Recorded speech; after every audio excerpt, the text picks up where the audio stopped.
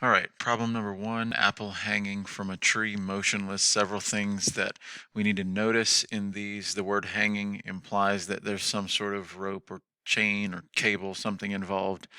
And then motionless means there's no acceleration. So these are going to be, this one's going to be in equilibrium. The forces we have are obviously the force of gravity down. And the word hanging, again, implies that there's some sort of rope, tension force up. And when I draw the forces, they're going to be same size because it's equilibrium. When you're drawing these, make sure it's pretty evident that they're the same size if it needs to be in equilibrium.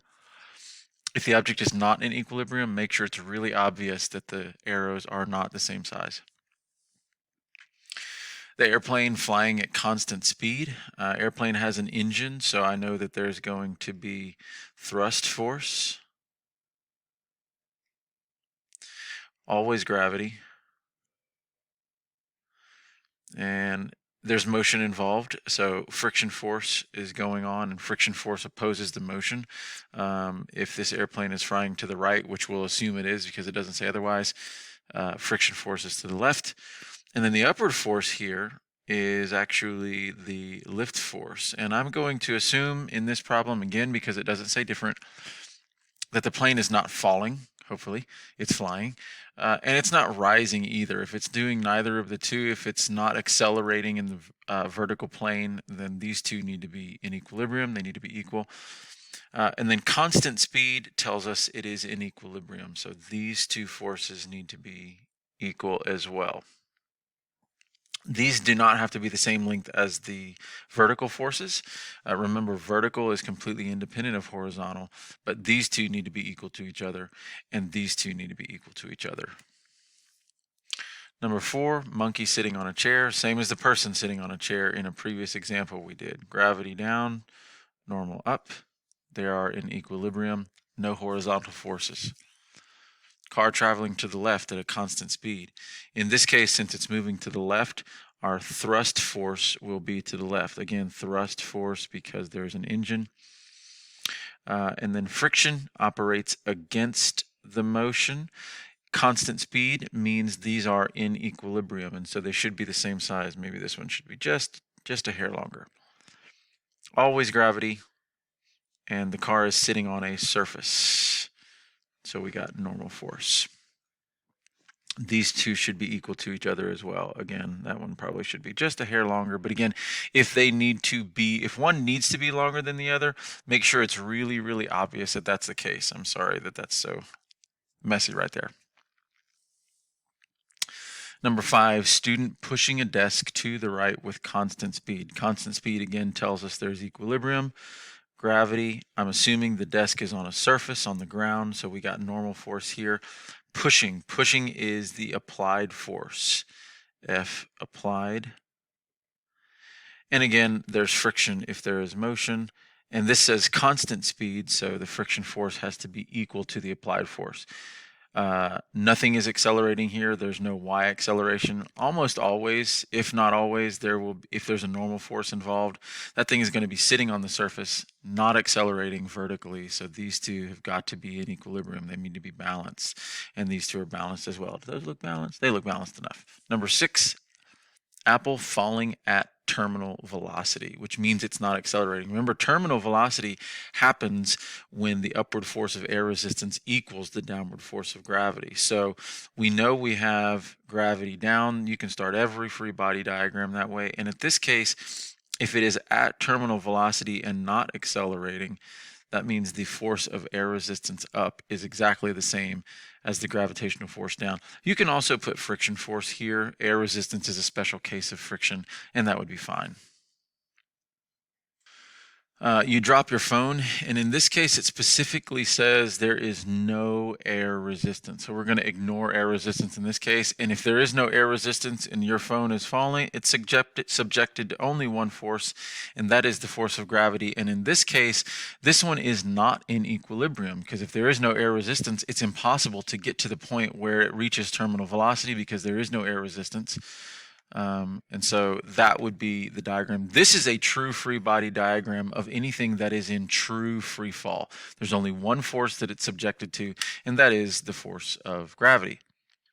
Number 8, an apple is falling but has not reached terminal velocity yet.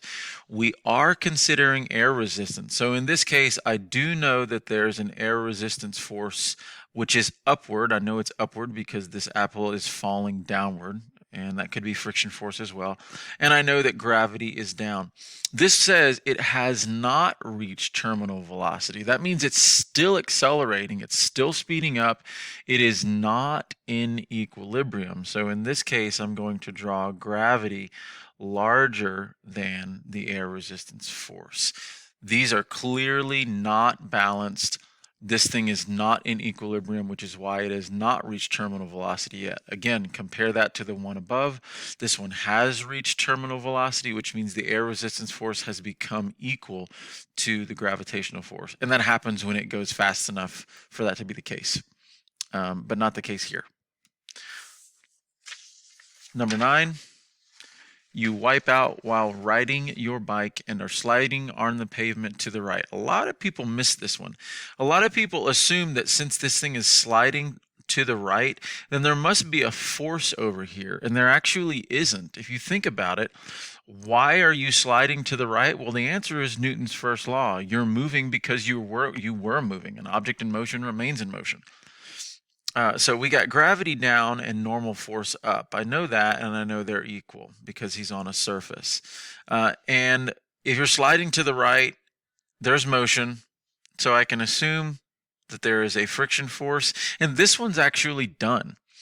There does not need to be a force over here. Again, just because you're moving to the right, a lot of students want to put a force over here. They think, well, there's got to be a force over here because he's moving.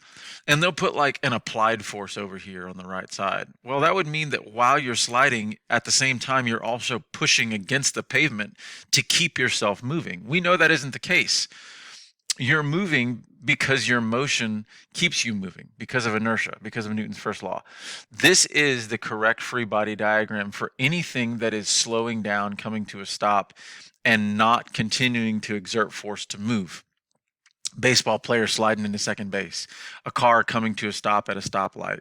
Whatever it is, this is the correct free body diagram for that kind of situation. Car moving to the left and speeding up. Speeding up tells us it's not in equilibrium. There's going to be an unbalanced force here. So again, I'm going to start with gravity. If it's a car, it's on a surface, there's got to be a normal force, and they have to be equal.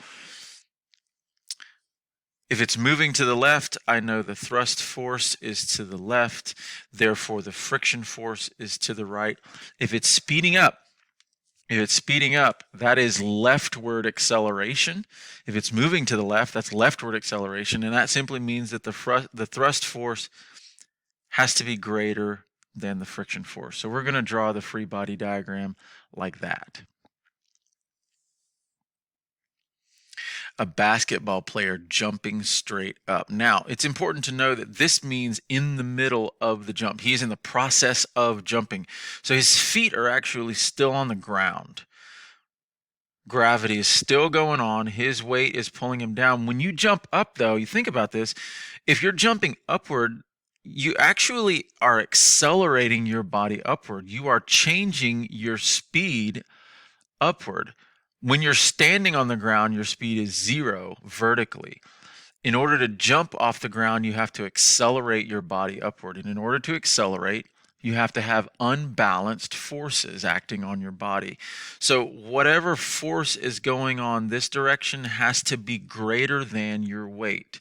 Now, this is an interesting and difficult situation because it's actually Newton's third law is coming in here. And so what's happening is that if we can draw this person, when they're jumping, right, they're pushing down against the floor with a force that we'll call applied force. They're pushing on the floor, but that's not a force that's exerted on this basketball player. That's a force that the player is exerting on the floor.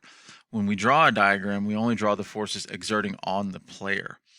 What's happening is, according to Newton's third law, the player exerts a force downward against the floor, and the floor exerts an equal force downward up against the player. And the force from the floor, since it is a surface, is called the normal force. So we're going to call this the normal force because it's the normal force from the floor. In other words, the floor is what pushes you up when you jump straight up. And the way that works is as long as you apply a downward force against the floor, I should do this, a downward force against the floor that is greater than your weight, your own weight, then the floor will return the favor by applying an upward force against you that is equal to the force you applied to the floor. And if that force is greater than the force holding you to the ground, you jump upward. But if those forces are the same, it doesn't work. Last one, an elevator moving downward and coming to a stop. Again, you can just always assume that we have gravity going down, all right? But it's coming to a stop. It's not in equilibrium. There is acceleration here. Now, we got to really think about this. If it's moving down and coming to a stop, think about this. What direction does the rope have to pull in order to bring that elevator to a stop? Well, the rope has to pull upward. So that's the direction of our acceleration. And if that's the direction of the acceleration, that also has to be the direction of the unbalanced force. Now, if it's an elevator, I can assume that there is a rope or a cable attached to the top of that elevator that's pulling on it, causing it to come to a stop. So since it's a cable, I'm going to call that tension force. And since the acceleration is upward, that tension force has to be greater than, obviously greater than, the elevator's own weight in order to slow that elevator to a stop while it's moving down. This is a difficult problem, but this is the correct free body diagram to draw.